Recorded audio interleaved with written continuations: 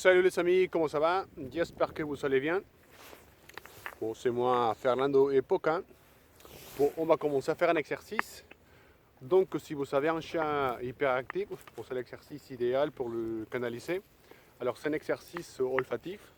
Ça va nous aider à obliger votre chien à utiliser son odorat. Alors, c'est un exercice un peu complexe.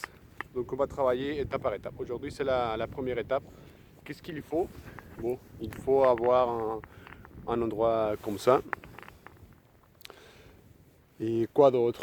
Il faut aussi avoir un chien qui aime bien manger.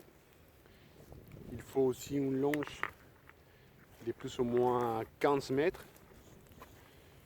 Et des récompenses. Alors j'utilise ça, quelque chose de très appétitif pour les chats. C'est les morceaux de saumon sèche. Donc voilà. Alors, qu'est-ce qu'on va faire dans cette première étape? On va lui apprendre à notre chien à faire la différence entre les terrains cassés et les terrains pas cassés. Parce que vous voyez tout ça, il y a une couche d'odeur, on va dire, et partout.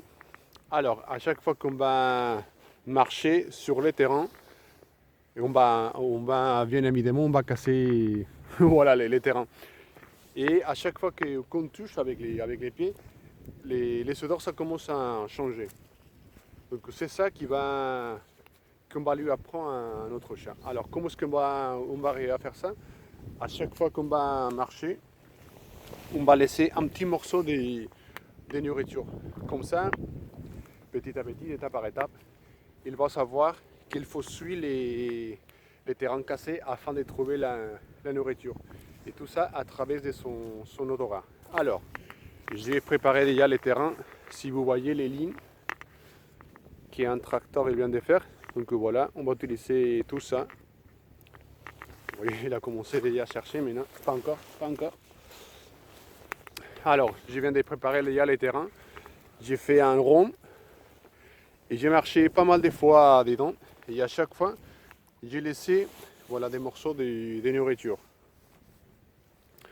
Alors, il faut commencer comme ça afin de les donner un espace exploratoire. Et à chaque fois que les chiens vont sortir des périmètres, avec la laisse, on va les guider dedans afin de les faire comprendre voilà, que c'est dedans les choses intéressées. Petit à petit, il va commencer à faire la différence entre les terrains cassés et les terrains pas cassés. Bon, je viens de faire ça, ça fait 15 minutes. Donc voilà, on peut commencer à faire l'exercice. Alors je prends la laisse. Je prends aussi les chiens. Moi, je vais me positionner au milieu. Poca. Les croisés, bon, c'est pas grave, on va marcher comme ça. Allez. Je me positionne à la moitié exactement.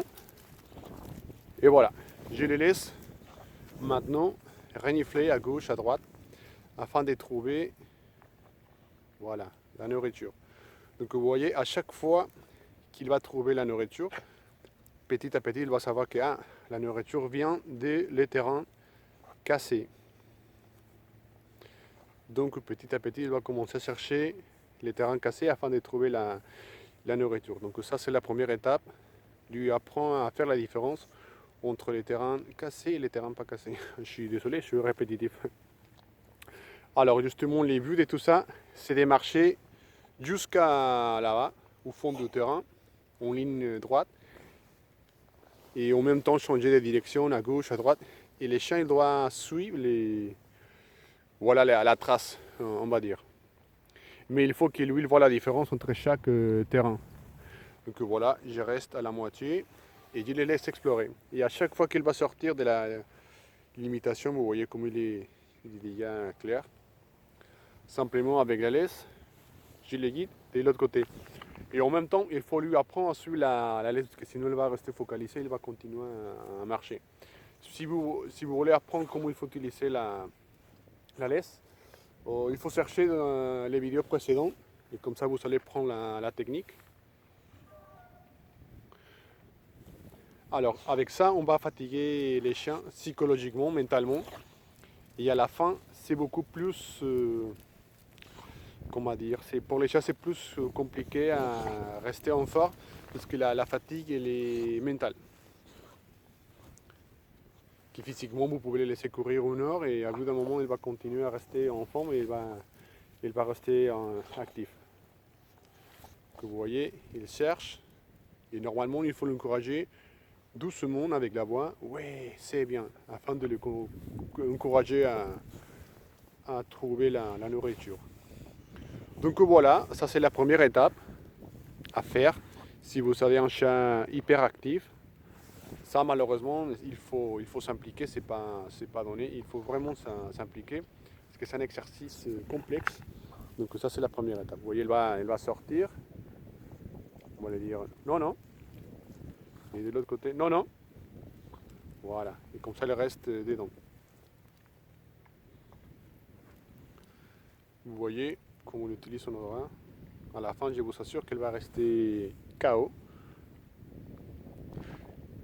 Donc voilà les amis, c'est tout pour aujourd'hui. Si vous voulez apprendre à éduquer votre chien en ligne, je propose des stages. Attendez, je vais corriger. Non, non.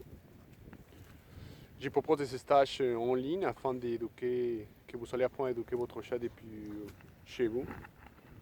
Donc voilà, on va continuer. Salut!